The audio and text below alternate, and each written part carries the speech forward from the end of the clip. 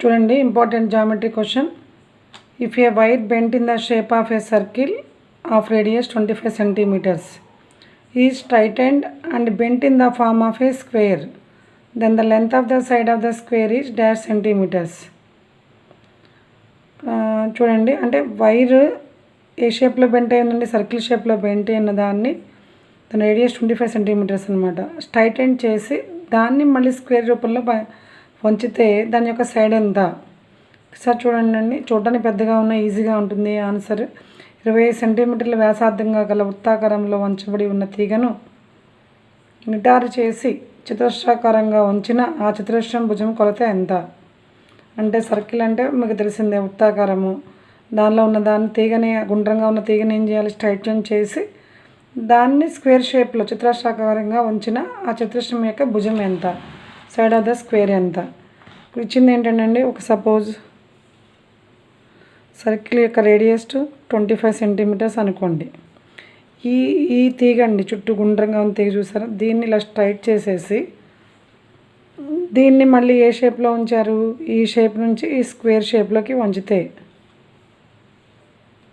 దీని సైడ్ ఏ అనుకున్నాం అనుకోండి. సపోజ్ దీని రేడియస్ 25 సెంటీమీటర్స్ గివెన్ హియర్. సరిగ్గా ఏ అయితే మనకు కనుక్కోవాల్సింది side a equal to how much, ఈ స్క్వేర్ అనమాట, all sides are equal. Suppose చూడండి, ఇప్పుడు సపోజ్ రేడియస్ తెలిసి చుట్టూ ఉన్న తీగ పొడవు మనకు తెలుసు కదా, సర్కిల్ యొక్క బౌండరీని ఏమంటాము, పెరిమీటర్ లేదా పరిధి అంటాం. 2πrకి ఈక్వల్, తీగ పొడవు 2πrకి ఈక్వల్, ఇది 2πrకి ఈక్వల్.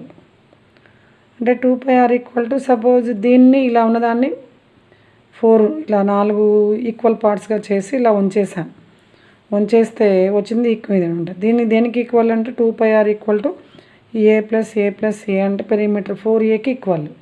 ఓకేనండి, అంటే 2πr ఈక్వల్ టు 4a. మనం కనుక్కోవాల్సింది సైడ్ ఏ హౌ మచ్ కనుక్కోవాలి. R is given here, A equal to 2πr/4 అంటే 2 టైమ్స్ అంటే πr/2 అనమాట. A equal to πr/2. మనకు ఆల్రెడీ పై వాల్యూ ఇక్కడ 3.14 తీసుకోమని ఇచ్చారండి. ఇవ్వకపోతే 22/7 తీసుకోవచ్చు.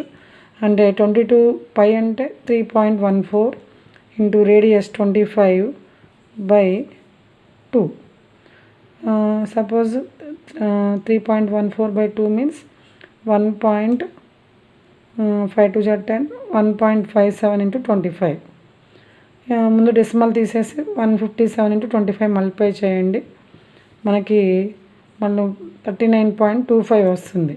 ఆల్రెడీ 39 అంటే 3925 వస్తుంది. ఇక్కడ పాయింట్ తర్వాత 2 డెసిమల్స్ ఉన్నాయి కాబట్టి, అదే డెసిమల్ పాయింట్ 2 నెంబర్స్ ఉన్నాయి కాబట్టి ఈ రైట్ సైడ్ అన్వర్స్ కౌంట్ చేసుకుంటే 39.25. The answer is 39.25 centimetres square అనమాట. 39.25 centimetres side of the square అవుతుంది. సెంటీమీటర్ స్క్వేర్ కాదు, side of the square is 39.25.